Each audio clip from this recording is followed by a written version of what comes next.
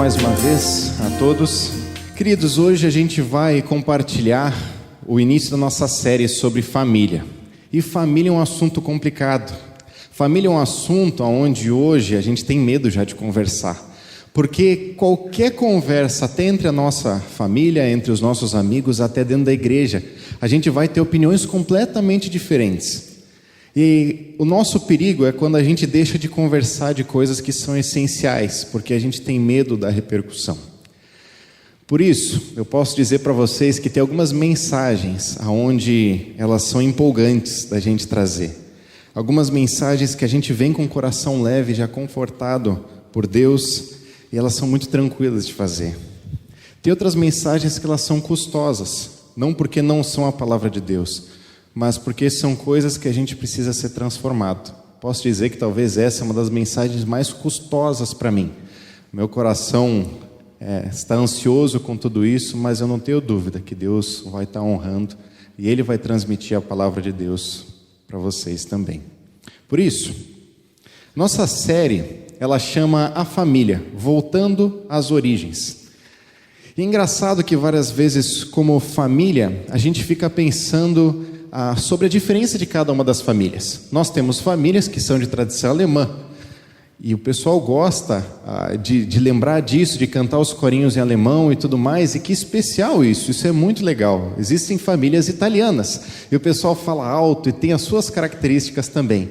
Tem família brasileira e é uma característica diferente. Nós temos famílias diferentes, e a essência da igreja é a junção dessas famílias em direção a Cristo. E a gente fica muito contente com isso.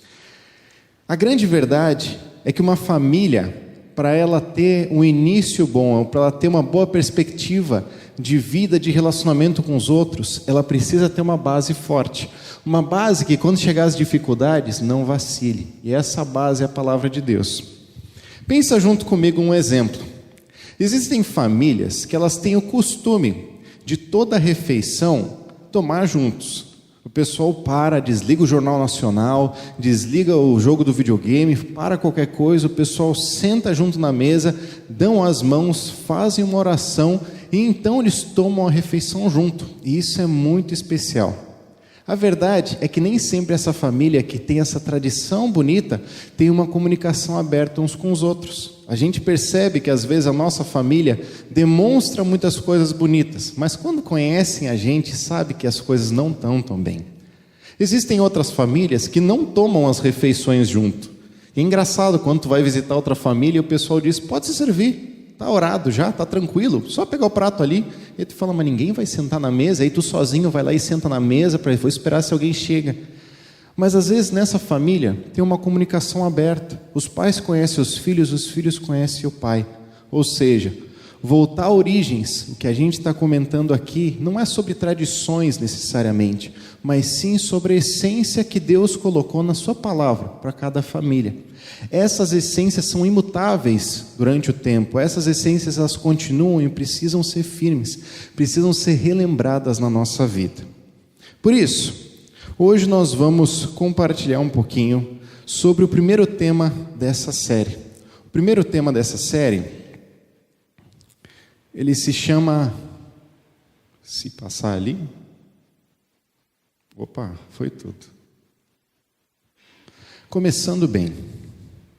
Começando bem é a ideia de que toda família, para começar bem, ela precisa ter uma base forte. A base forte, a base na palavra de Deus, a base nos princípios de Deus, ela vai fortalecer essa família para todas as tempestades e todos os momentos difíceis. Essa base forte nos permite uma mudança desde o início. Por isso, essa é uma mensagem que serve para os adolescentes e jovens que pensam um dia num relacionamento, num casamento, mas também para cada um que está aqui, para as famílias, para as nossas perspectivas de vida. E o como começar bem envolve que duas pessoas conheçam a Cristo, para que o seu relacionamento tenha uma base forte e comece assim o seu casamento. Um relacionamento de dois cristãos. A verdade é que hoje a gente percebe uma coisa que é mais natural para a gente, infelizmente. Tem a velha história do sapo na panela. Provavelmente vocês já escutaram essa história. Qual que é a melhor forma de você cozinhar um sapo? Você coloca a panela e deixa morninha. Você coloca o sapo ali dentro e ele vai aos pouquinhos ficando tranquilo. A verdade é que se tu colocar um sapo dentro de uma panela fervente, ele vai pular rapidinho. Mas quando coloca numa panela morninha, ele fica ali relaxado, um banho de sais, ele está tranquilo, está esperando o que vai acontecer, e aí vai aumentando a temperatura um pouquinho, até que chega um momento onde ele cozinhou, e ele nem percebeu o que aconteceu. Eu sinto que como igreja, às vezes a gente corre esse risco, de que a gente vai só sutilmente entrando em novas possibilidades, e negociando algumas essências, algumas verdades, a gente vai abrindo mão de coisas que são importantes, até que chega o ponto de dizer, isso não é ruim para mim, isso até é melhor, até eu prefiro desse jeito. E aí a gente já foi cozido por todas essas mentiras que são tão bem contadas que parecem verdades. Com muito temor, deixa eu transmitir algumas histórias, algumas coisas que eu escuto, de vários de jovens, de adolescentes, de famílias. E com isso, eu percebo que é o nosso primeiro aquecimento, para que a gente seja cozido depois. Primeira história, primeira resposta que as pessoas, às vezes, quando tentam um relacionamento com um não cristão, dizem, eu posso fazer conhecer ele, porque eu posso fazer com que ele conheça a Cristo no meio desse relacionamento. Eu posso ser um missionário no meu namoro, no meu noivado, no meu casamento. Então não tem problema essa pessoa não conhecer a Cristo, importa o que eu vou fazer com ele depois, como eu vou transmitir sobre Jesus. Segunda, ele é mais correto que os homens da igreja, muito mais correto, só falta se converter. Ele é muito mais justo, muito mais honesto, muito mais amável. O cuidado com o jugo desigual, um contato com uma pessoa que não é cristã, é uma preferência, e não uma ordenança, e não algo importante para a gente cuidar, é uma preferência. É uma simples recomendação que eu posso fazer, eu posso não fazer, eu tenho a minha liberdade. Não achei na igreja ninguém, e agora na minha idade eu já não posso ser tão exigente. Eu tenho que abrir o meu leque e agora pode ser qualquer pessoa. O problema é o casamento e não o namoro. Eu não tenho problema de namorar com a pessoa, sim, quando casar. A verdade é que o namoro ele serve para responder uma única pergunta. Você vai casar com essa pessoa?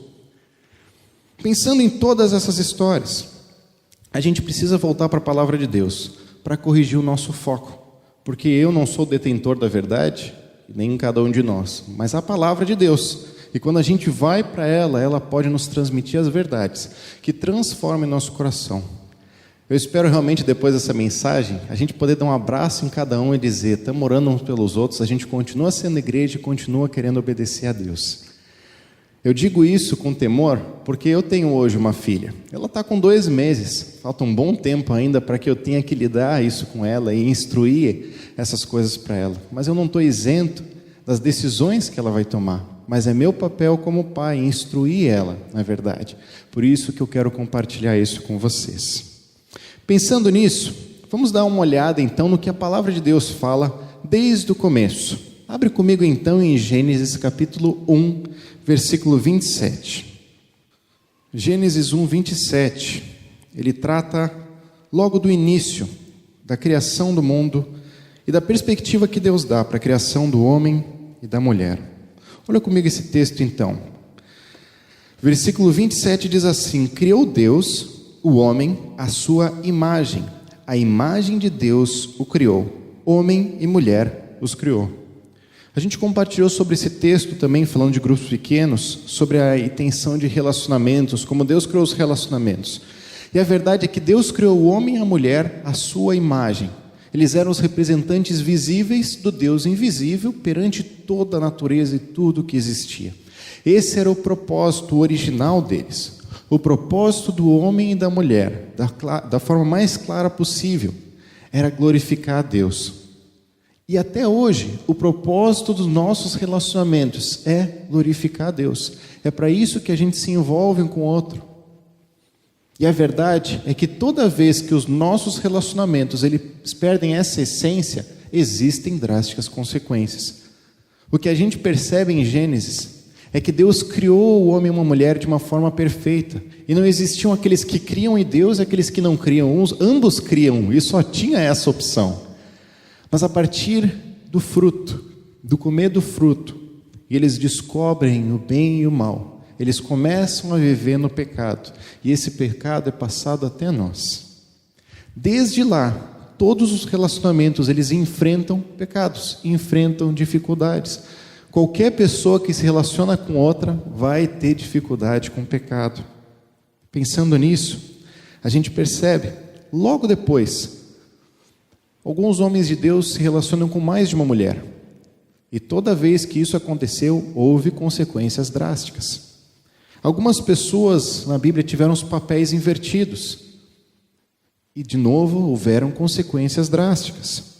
Houve falta de amor, falta de cuidado dos filhos, falta de repassar a verdade da Bíblia para os filhos.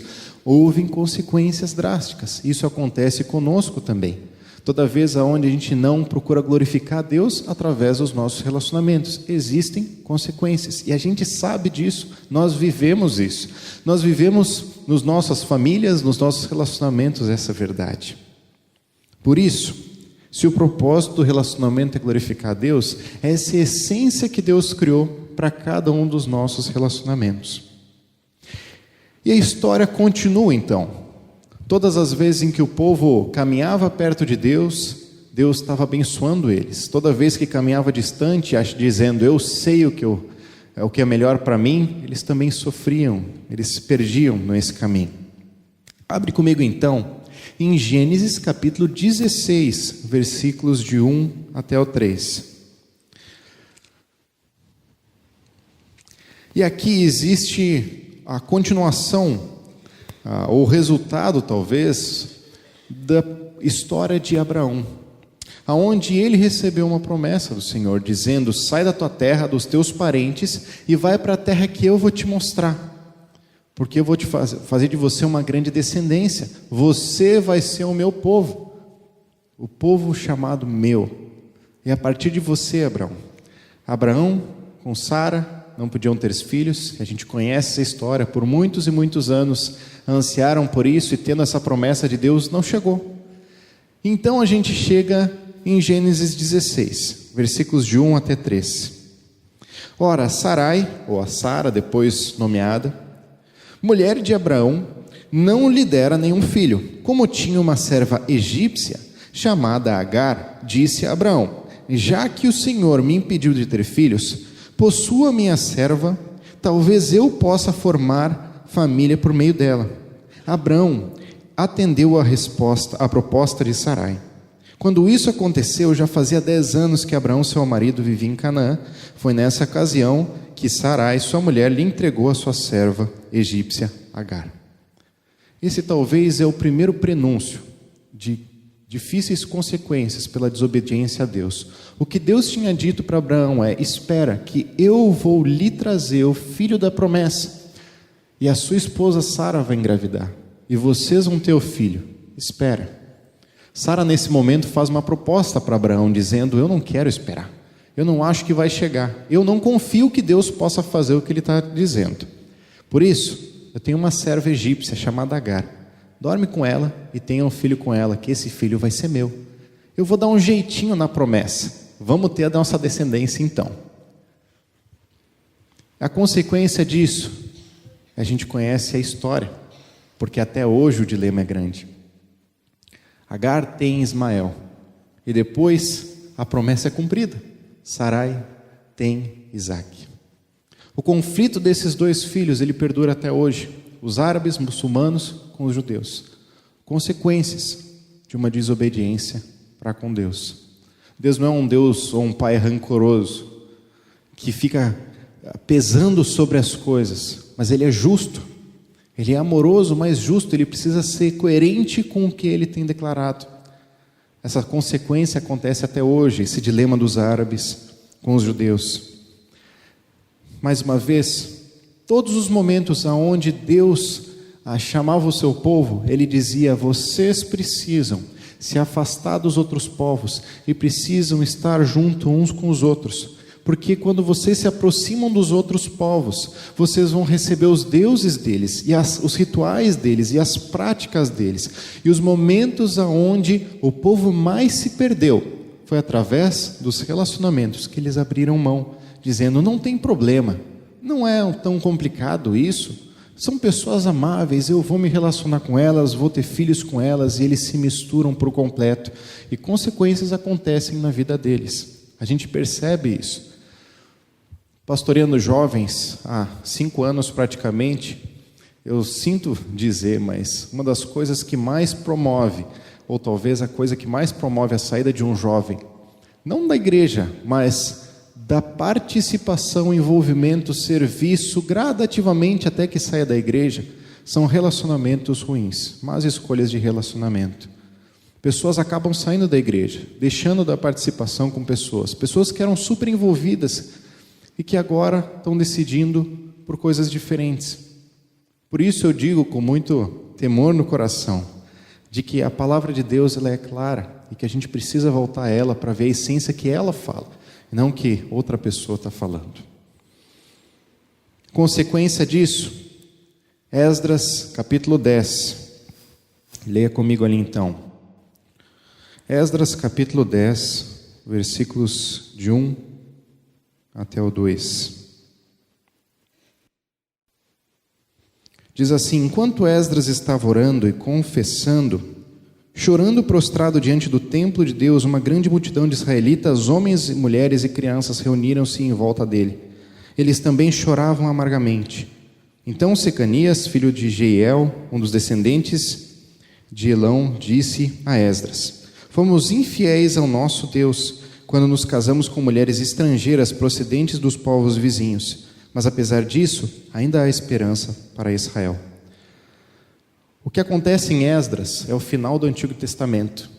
O povo, por sua desobediência a Deus, foi cativo, primeiro dividido, depois cativo. O povo do norte, o reino do norte se perde, se mistura completamente com os povos, e o do sul, esse remanescente, sofre com o cativeiro, em tantas vezes, na Pérsia, na Babilônia.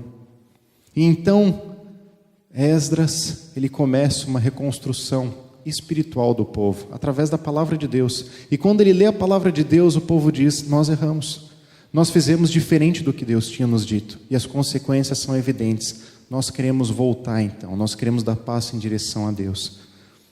E uma mudança drástica acontece naquele momento. O povo se divide dos povos estrangeiros.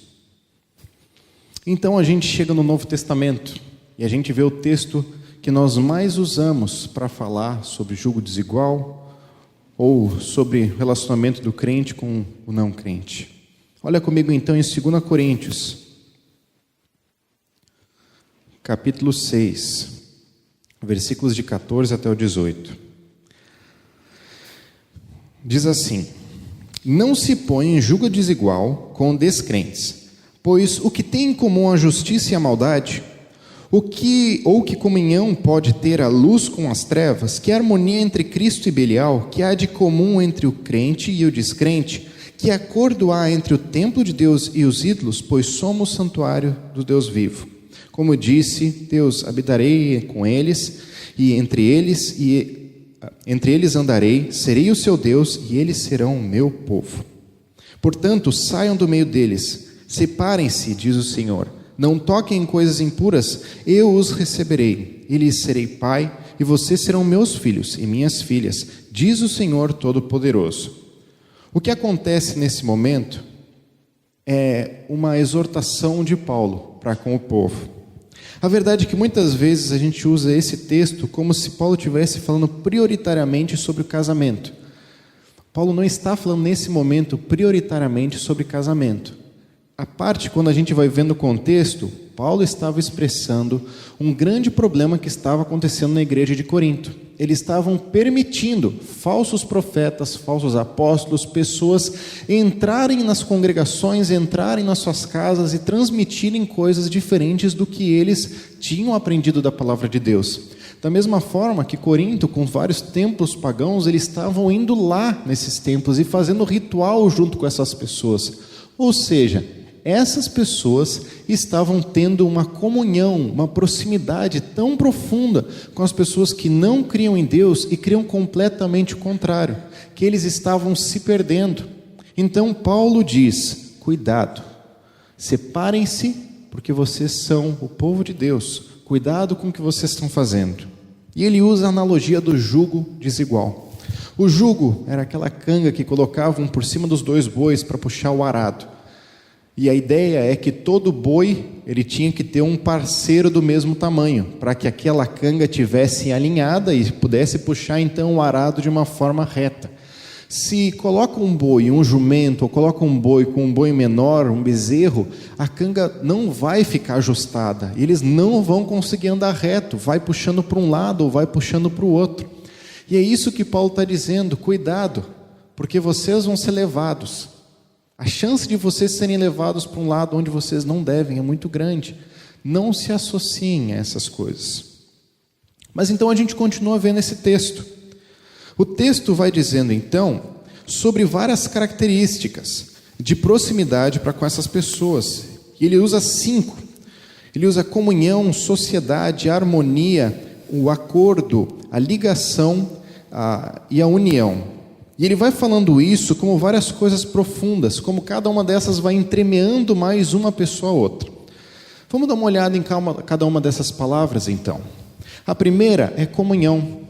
E comunhão, ela é a ideia de koinonia. A gente já conversou sobre isso quando a gente falou de Atos capítulo 2, versículo de 42 em diante, onde falava da igreja primitiva. Ou seja, o que estava sendo abordado naquele contexto de koinonia era o relacionamento entre o cristão e um cristão.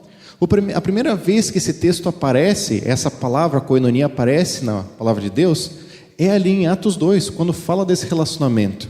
Ou seja, comunhão está denotando um relacionamento íntimo, profundo de uma com a outra pessoa. É algo muito mais profundo do que só estar junto. É uma comunhão espiritual. Uma sociedade, existe essa palavra, indica participação, partilhar algo, ou seja, eu faço parte disso. Nós estamos partilhando o que a gente está vivendo. Você não vive sozinho isso, eu também vivo. Harmonia, acordo, concordância, ou seja, tudo que a pessoa declara, eu concordo, e o que eu declaro, a pessoa concorda. União, a parte, porção, como numa laranja e os seus gomos, eu faço parte do que essa pessoa também faz parte, nós estamos juntos. E por fim, ligação, um acordo, uma aprovação, dizendo: eu aprovo tudo o que você diz, eu concordo com tudo o que você diz e é assim que eu quero viver. Todos denotam uma aproximação íntima. Ou seja, embora esse texto não esteja falando propriamente sobre um relacionamento de casamento, o que Paulo está dizendo é: cuidado com qualquer aproximação que vocês têm com as pessoas que não amam a Cristo, porque a forma de vocês serem levados é grande. O nosso dilema é que nós vivemos num mundo onde tem pessoas, e a gente saindo daqui, muitas pessoas não conhecem a Deus. Nós trabalhamos com essas pessoas, somos vizinhos dessas pessoas, nós vivemos no meio de tudo isso. O que a palavra de Deus diz muitas vezes é a forma amorosa que a gente tem que lidar com essas pessoas. E a verdade de Deus que a gente precisa transmitir para elas em amor. E o quanto elas precisam saber sobre essa salvação através das nossas vidas.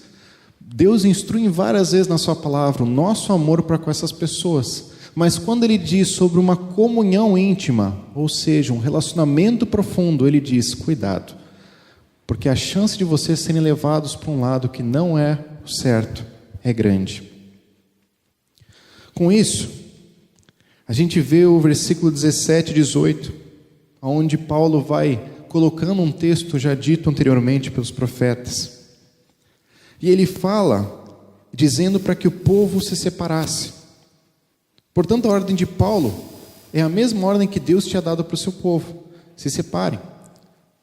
Agora, se Paulo diz com relação a uma separação de comunhão espiritual, que relação profunda que é o casamento que a gente percebe.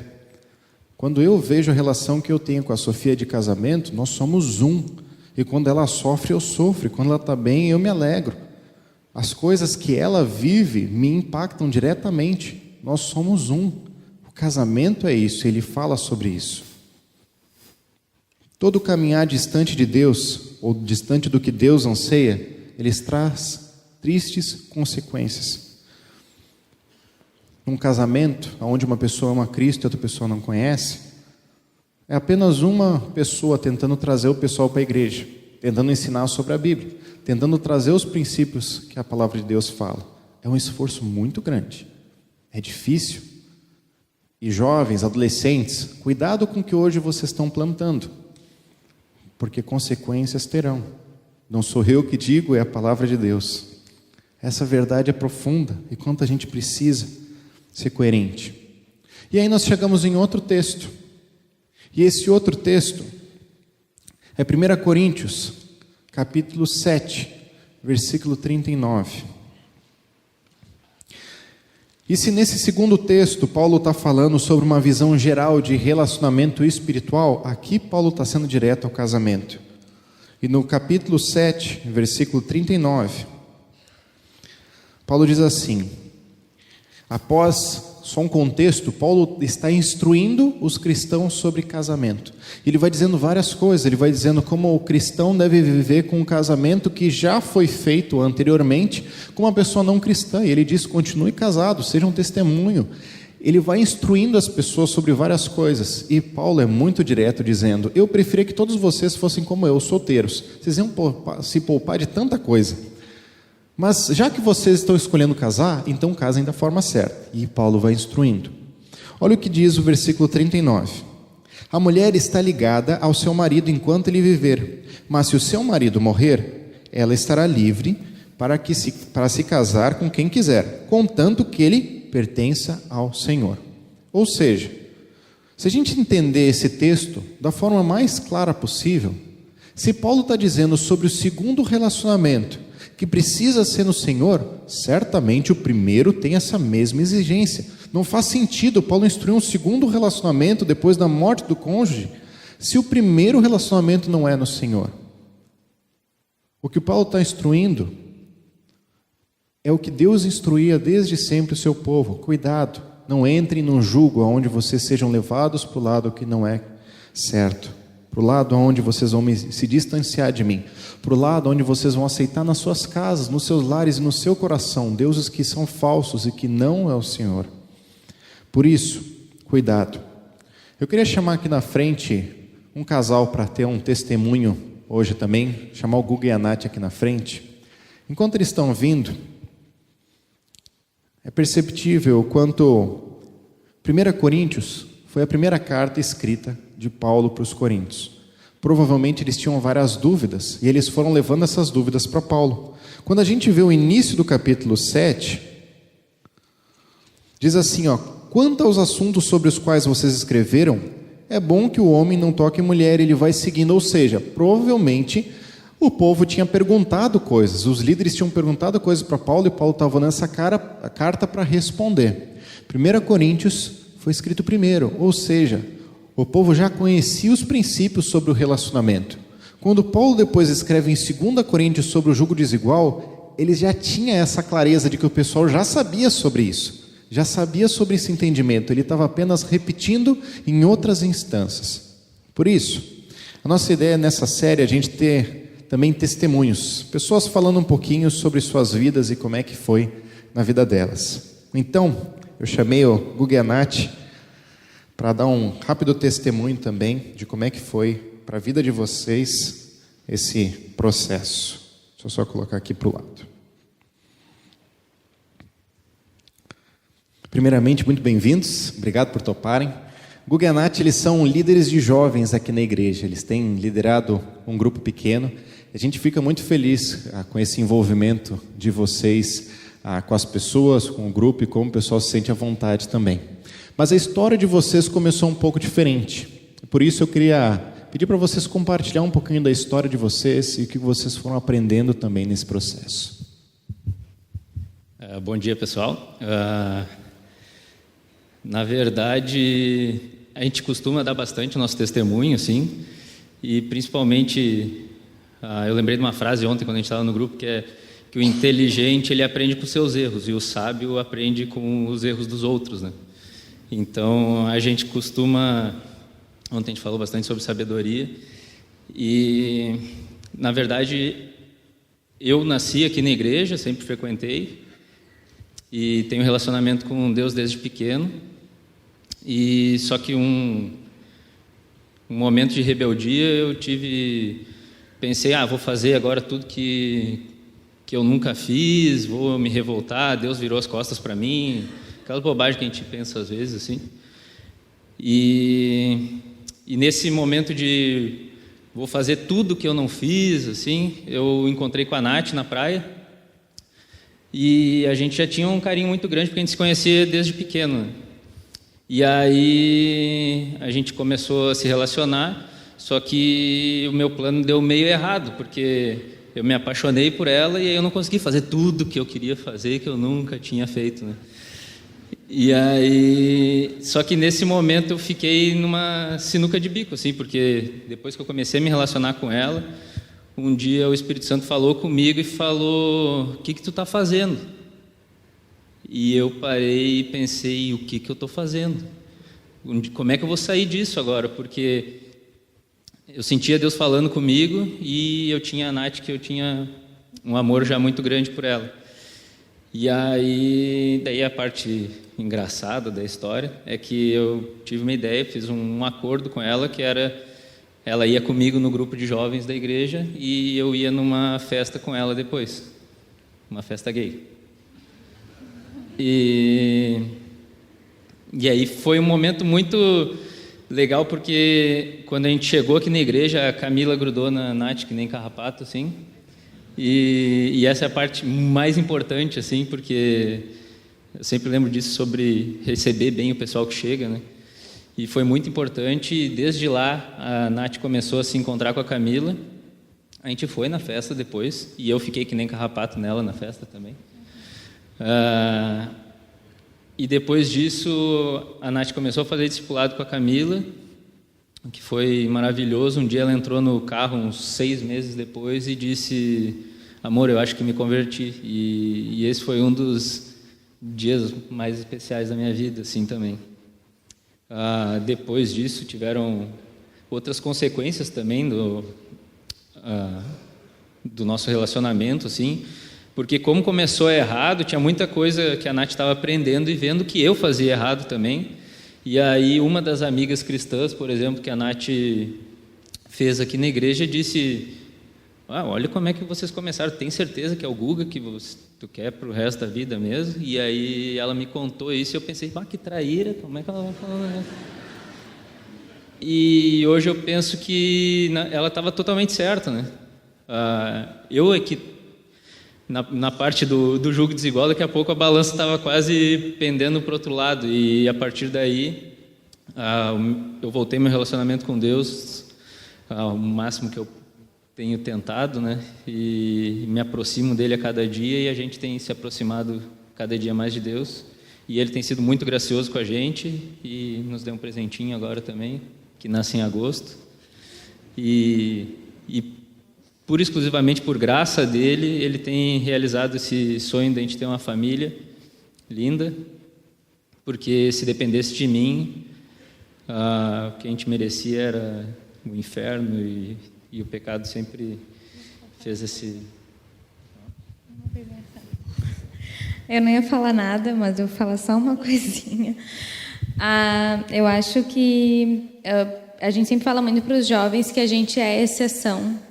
E isso tem que ficar muito claro, assim, para quem está ouvindo, que o que vocês estão vendo hoje aqui é totalmente graça de Deus, mas é exceção. A maioria, isso não tem. O que a gente viu nesses 10 anos, eu entrei nessa igreja há 10 anos, achando que eu nunca ia ficar, e estou aqui até hoje, mas não é a experiência que a gente tem visto todas as vezes, assim. Então, Deus é maravilhoso, Ele faz coisas maravilhosas, mas Ele nos instrui. E a gente buscar sabedoria, ontem a gente falou muito disso no grupo, né? O Guga não foi sábio, Deus teve muita graça na vida dele, mas o resultado hoje podia ser bem diferente. Então, a gente experimenta hoje consequências de coisas de um relacionamento que começou errado, de um relacionamento onde eu vim de uma família que não é cristã, então eu não tinha nenhum contato com a igreja. Eu comecei do 0 a 10 anos e estou na caminhada. Mas eu acho que o mais importante da nossa história foi que o Guga tinha toda a consciência do jugo desigual. Eu não tinha. Eu vim do mundo, eu não sabia nada. E a gente teve momentos que ele teve um momento que ele teve que vir para mim e me pedir perdão, porque o que ele fez foi errado, e quando ele se deu conta do tamanho do que ele estava fazendo, ele teve que chegar para mim e me pedir perdão. A gente tem que lembrar coisas e ver como que Deus transformou algumas coisas, né, nesse processo. E é isso, assim, é o quanto que é graça de Deus. E hoje o Guga tem um relacionamento restaurado com Deus, porque em algum momento o Espírito Santo tocou ele e ele ouviu. Então, a gente sabe que todo mundo passa por isso, principalmente os jovens, mas a gente tem casais mais velhos também que passam por isso, de pessoas solteiras mais velhas de se apaixonar por outra pessoa e tal. E Deus nos dá as instruções, assim, não é por acaso. Então, acho que a nossa história é exceção, assim. Muito legal, gente. Deixa eu orar por vocês também, pelo Raulzinho que está chegando. Deus, eu quero te agradecer muito pela vida do Guga e da Nath, por essa bênção que o Senhor fez na vida deles, Pai. Realmente a gente vê tantas histórias tristes e isso é só a Tua graça, Pai. Te agradeço muito porque eles têm procurado corrigir o caminhar deles para contigo. Eu percebo, sou testemunho disso, em todas as áreas em que eles percebem alguma coisa que podem crescer, eles procuram fazer isso quanto antes. E eu te agradeço, Pai, enquanto a gente percebe a vida do Raulzinho agora podendo chegar em agosto e ter uma perspectiva diferente, de uma família que te ama e que pode talvez dar passos na tua direção para com ele, pode direcionar também ele nesse sentido. Te louvo e te agradeço muito por isso, Pai. Em nome de Jesus, amém. Muito bem. Testemunhos, eles nos permitem ter uma percepção mais clara das histórias práticas e não apenas no campo das ideias. Para a gente terminar esse tempo, a pergunta é: o que fazer? O que eu faço então com tudo que eu escutei? O que eu faço então com essas verdades que eu ouvi? O primeiro passo, ou a primeira ideia que eu consigo pensar é: esperar em oração não é estar parado. Esperar em oração não quer dizer que eu não estou fazendo nada, quer dizer que eu estou entregando para Deus o controle da vida. O controle dos próximos passos, dizendo: Ele sabe o que é melhor para mim. Olha comigo, 1 Pedro, capítulo 3, versículos de 1 a 2. E aqui Pedro instrui o povo também. 1 Pedro, capítulo 3, versículos de 1 a 2. Diz assim: do mesmo modo, mulheres, sujeitem-se cada uma a seu marido, a fim de que, se ele não obedece à palavra, seja ganho sem palavras, pelo procedimento de sua mulher. Certamente esse é um princípio que se aplica para o homem, para a mulher, mas que a gente percebe de que se você já tem um relacionamento com uma pessoa que ainda não conhece a Cristo, que você continue nesse relacionamento. Você está já vinculado a essa pessoa, você já é um com ela, que você possa ser testemunho. E que Deus derrame a graça sobre a sua família para que essa pessoa conheça a Cristo e que possa ser transformada de fato. Essa é a nossa oração, que essa pessoa conheça a Cristo e que vocês juntos possam estar como família participando também de todo esse envolvimento. O que a palavra de Deus diz também em 1 Coríntios, capítulo 7, o texto que a gente leu, versículos 12 e 13, olha comigo. Diz assim: aos outros eu mesmo digo, não o Senhor. Se um irmão tem mulher descrente e ela se dispõe a viver com ele, não se divorcie dela. E se a mulher tem marido descrente e ele se dispõe a viver com ela, não se divorcie dele, pois o marido descrente é santificado por meio da mulher e a mulher descrente é santificada por meio do marido. Se assim não fosse, seus filhos seriam impuros, mas agora são santos. O que Paulo está dizendo é: seja bênção na família onde você está. Se você já vive um relacionamento assim, você já está dentro de um casamento, por favor, não termine esse relacionamento nesse momento, mas corrija a sua forma de viver nele. Corrija o seu testemunho, apresente a palavra de Deus da forma mais clara possível que você conseguir, porque essa pessoa pode ser ganha pelo seu testemunho, pela sua forma de viver com Cristo. Quem está dentro da nossa casa sabe quem nós somos. Se vocês acham que eu sou pecador, a Sofia tem convicção. Ela sabe tudo. E ela percebe cada erro da minha vida. Em casa, a gente dá o nosso testemunho e a gente percebe quem nós somos. Da mesma forma, esperar em oração não é estar parado. Quando eu gosto de uma pessoa, você jovem, você adulto, você quem for, essa pessoa não ama a Cristo, e você esperar e ter uma amizade e colocar isso diante de Deus. Nós temos histórias de pessoas assim aqui na igreja, e como nos empolga ouvir histórias de pessoas que esperaram que a pessoa primeiro tivesse uma decisão por Cristo, para que depois pudesse ter uma aproximação. Nós cremos que Deus pode transformar a vida de uma pessoa, então a gente precisa confiar nesses momentos também. A gente tem que entender que Deus pode transformar as circunstâncias e que eu não preciso estar num relacionamento já íntimo para que isso aconteça. Segunda coisa, terminar um namoro ou noivado é algo possível quando você está distante das suas convicções. E isso se enquadra em várias áreas, primeiramente na área da fé. Eu percebo várias vezes em que a gente pessoas entram num relacionamento e falam, agora já foi, gente, se está num namoro, se está noivado, e você percebe que o relacionamento de vocês não glorifica a Deus, vocês podem conversar sobre isso e podem terminar. O namoro, o noivado, é um tempo antes do casamento, para vocês avaliarem todas essas coisas. A grande questão é, e aqui eu quero ampliar um pouco isso, existem pessoas que participam da igreja, talvez existem jovens que participam da igreja que não têm um comprometimento com Cristo. E quando se relacionam num namoro com uma outra pessoa que ama a Jesus, existe um jugo desigual no sentido de que essa pessoa não está levando a outra para mais perto de Cristo. Eles estão se afastando. Se esse relacionamento não está servindo para glorificar a Deus, ele também não está certo. E ele também precisa ser revisto. Se você está no namoro, onde vocês não estão buscando glorificar Deus juntos, e onde vocês percebem que um está levando o outro a pecar cada vez mais, e esconder coisas, e guardar coisas, ainda é tempo de você rever isso. Ainda é tempo de você olhar para trás e corrigir essas coisas. Por fim, e pensando nisso de terminar o namoro, onde é que está o coração da pessoa quando ela se propõe a namorar com uma pessoa que não é cristã? Talvez o coração também não está tão ajustado com Cristo. É um momento onde Deus está te chamando agora para restaurar esse relacionamento com Ele. Por fim, então, instruir é custoso, mas tem frutos. Ele é necessário. O momento onde o povo deixou de instruir os seus filhos sobre as verdades da palavra de Deus, o povo se perdeu. É isso que a gente vê de Josué para Juízes. A palavra de Deus fala que quando Josué estava dirigindo e liderando o povo amava o Senhor. Mas quando Josué morreu, apareceu uma nova geração, onde os pais não contaram para os seus filhos as verdades que eles precisavam viver da palavra de Deus. E o povo se perdeu num ciclo de falhas. É isso que a gente vê em Juízes. Uma história mais triste que a outra, de idolatria, de afastamento, de distância, que culmina nesse afastamento completo de vários. Por isso, que a gente possa instruir as nossas famílias. Eu digo isso com temor, porque eu preciso instruir a minha filha nessa verdade também. Mas que, como a gente viu antes, instrua o seu filho no caminho que deve andar.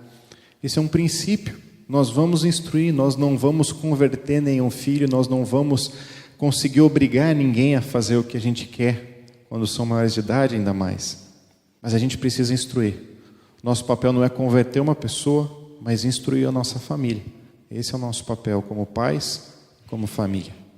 Instruir as gerações, não só sobre esse tema, mas sobre tudo que a Bíblia fala, para que sejam verdades que a gente conheça, sejam princípios da nossa vida. Por isso, concluindo, nós somos chamados a viver nesse mundo, que Deus nos colocou aqui com propósitos. Não nos colocou uma cerquinha em volta de pessoas que não são cristãs, não conhecem a Cristo.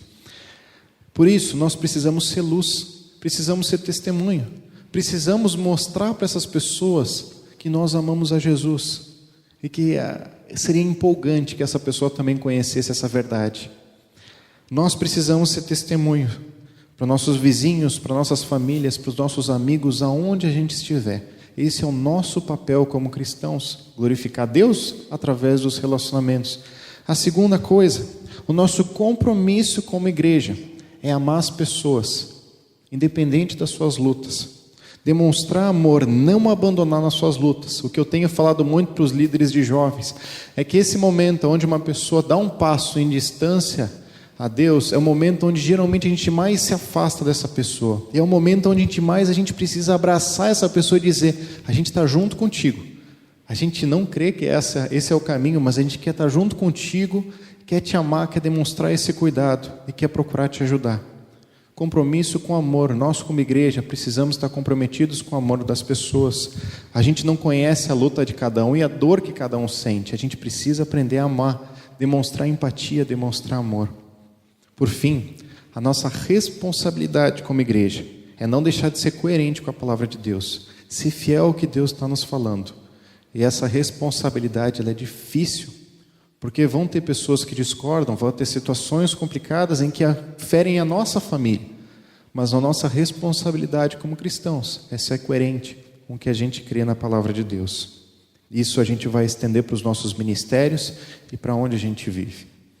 Por isso, essa é uma mensagem dura, é uma mensagem instrutiva, mas é uma mensagem que talvez pode transformar a sua família.